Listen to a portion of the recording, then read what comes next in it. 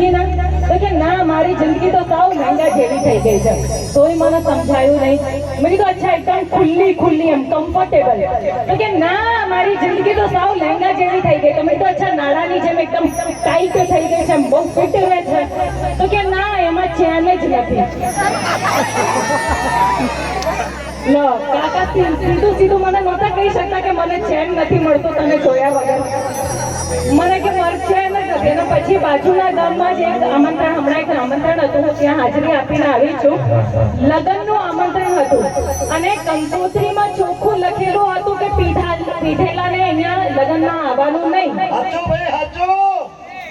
તો ત્યાં તો વરરાજા જ નહોતા પહોંચ્યા.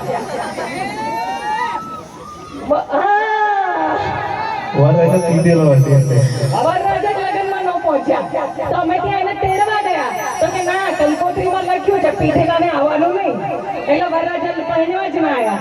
પણ અહીંયા તો તમે બધા ઠોકેલી ગાડીઓ નહીં ને? હે, અહીંયા આવી જાવ ને, પેલા મેં દેખાતું નથી. જો પેલા કાકા ક્યાં નામ કરે છે. કાકા મજામાં? મોઢામાં માવો છે કે તું મારી સોપારી ને હું તારો માવો? કે તું મારી સોપારી ને હું તારો માવો? જો તું મારી જોડે નહીં બોલે તો ઉપાડી જશે તને. વાહ ભાઈ વાહ, સમજદાર છે. નાનો છોકરો સમજદાર છે ને.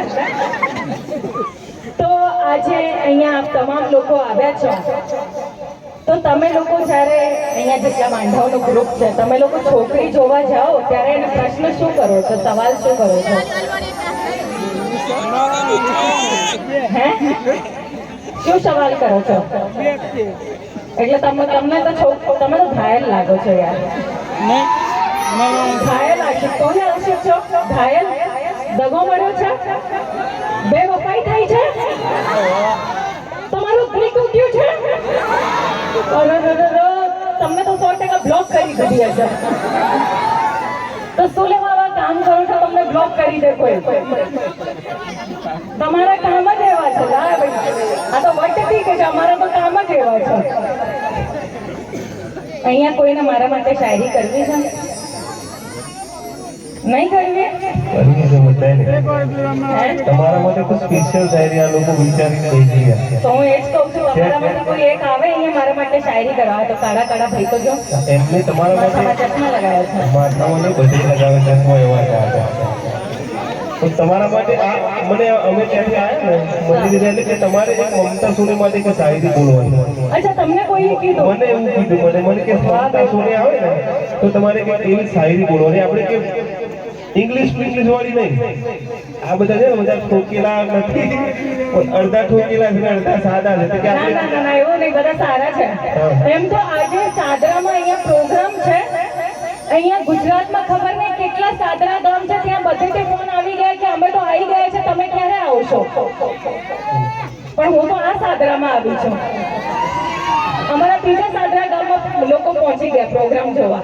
2-3 સાદરા છે. હા, એટલે મને પેલા ભાઈએ શું કીધું કે તમે એક શાયરી બોલજો મમતાબેન જોડે. મને શાયરી તો આવડતી નથી, પણ કોઈ જેવી આવે એવી બોલીશ. વાવા કરો, વાવા. તમારા માટે બોલવાની છે. એક હોકારો થઈ જાય જોરદાર. આ ગામડાના છોકરા છે બધા, આ બધું પબ્લિક છે દેશી પબ્લિક કહેવાય. એટલે દેશી શાયરી બોલે.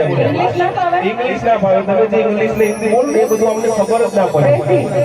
હા, શુદ્ધ દેશીમાં શું કે ખબર? અમારા આ ગામડાના છોકરાઓ પ્રપોઝ કેવો મારે? એકદમ દેશી મારે.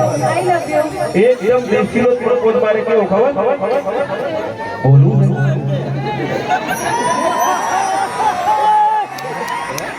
મારી બહેનો મોઢું છુપાવે છે, મને શરમ આવી ગઈ તમારું શું બોલવા. આઈ લવ યુ ની સાથે એમ બોલું છે. આવું કહો તમે? હા, આવું કેવું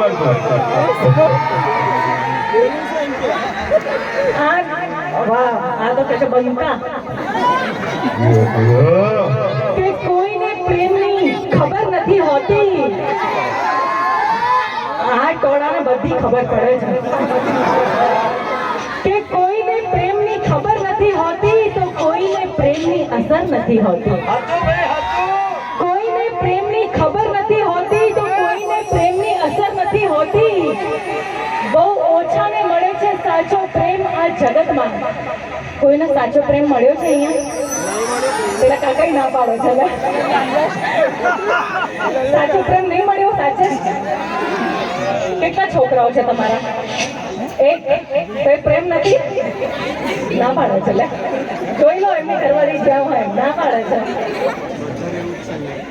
કે કોઈને પ્રેમની ખબર નથી હોતી, તો કોઈને પ્રેમની અસર નથી હોતી.